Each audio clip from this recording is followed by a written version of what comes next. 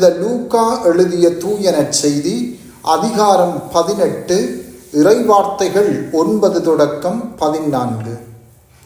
அக்காலத்தில் தாங்கள் நேர்மையாளர் என்று நம்பி மற்றவர்களை இகழ்ந்து ஒதுக்கும் சிலரை பார்த்து இயேசு இந்த உவமையை சொன்னார். இருவர் இறைவனிடம் வேண்ட கோயிலுக்கு சென்றனர். ஒருவர் பரிசேயர், மற்றவர் வரி தண்டுபவர். பரிசேயர் நின்று கொண்டு இவ்வாறு இறைவனிடம் வேண்டினார்: கடவுளே, நான் கொள்ளையர், நேர்மையற்றோர், விபசாரர் போன்ற மற்ற மக்களைப் போலவோ இந்த வரி தண்டுபவரைப் போலவோ இல்லாதது பற்றி உமக்கு நன்றி செலுத்துகிறேன். வாரத்தில் 2 முறை நோன்பிருக்கிறேன். என் வருவாயில் எல்லாம் 10 பங்கை கொடுக்கிறேன். ஆனால் வரி தண்டுபவர் தொலையில் நின்று கொண்டு வானத்தை அண்ணாந்து பார்க்கக்கூட துணியாமல் தம் மார்பில் அடித்து கொண்டு, கடவுளே, பாவியாகிய என் மீது இரங்கியருளும் என்றார். இயேசு பரிசேயர் அல்ல, வரி தண்டுபவரே கடவுளுக்கு ஏற்புடையவராகி வீடு திரும்பினார். ஏனெனில் தம்மை தாமே உயர்த்துவோர் தாழ்த்தப் பெறுவர், தம்மை தாமே தாழ்த்துவோர் உயர்த்தப் பெறுவர் என உங்களுக்கு சொல்கிறேன் என்றார். சிந்தனை. இன்று இயேசு பரிசேயரும் வரி தண்டுபவரும் பற்றிய உவமையை எமக்கு கூறுகின்றார். இருவரும் செபம் செய்ய கோவிலுக்கு போகின்றனர். ஆனால் அவர்கள் இருவருடைய செபங்களும் ஒன்றுக்கொன்று வேறுபட்டவை. பரிசேயருடைய செபம் நேர்மையற்றதாய் இருக்க, வரி தண்டுபவரின் செபம் மிகவும் நேர்மையான உண்மையான செபமாக இருக்கின்றது. இது பற்றி இயேசு கூறுகின்றார்: வரி தண்டுபவரே இறைவனுக்கு ஏற்புடையவராகி வீடு திரும்பினார், பரிசேயர் அல்ல. தன்னை தானே உயர்த்துகிறவர் எவரும் தாழ்த்தப் பெறுவர், தன்னை தாழ்த்துகிற எவரும் உயர்த்தப் பெறுவர் என்று கூறி முடிக்கின்றார் இயேசு. உண்மையான பணிவு என்பது நேர்மையாய் இருப்பதே ஆகும்.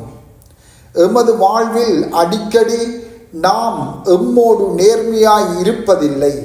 அதனால் கடவுளோடும் நாம் நேர்மையாய் இல்லை. எமது செபம் உண்மையான செபமாக இருப்பதற்கு அது நேர்மையாகவும் பணிவானதாகவும் இருக்க வேண்டும்.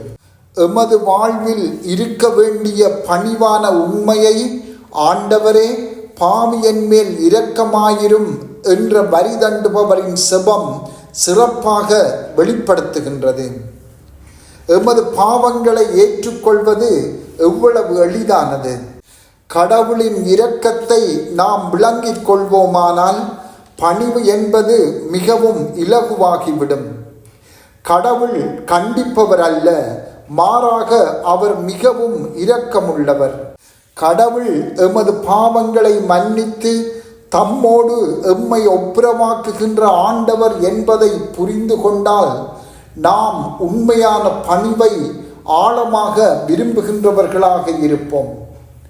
தவக்காலம் இன்றைய எமது பாவ நிலையை நன்றாக நாம் ஆய்வு செய்து நம் எதிர்கால வாழ்வுக்காக நல்ல முடிவுகளை எடுக்கின்ற காலமாகும்.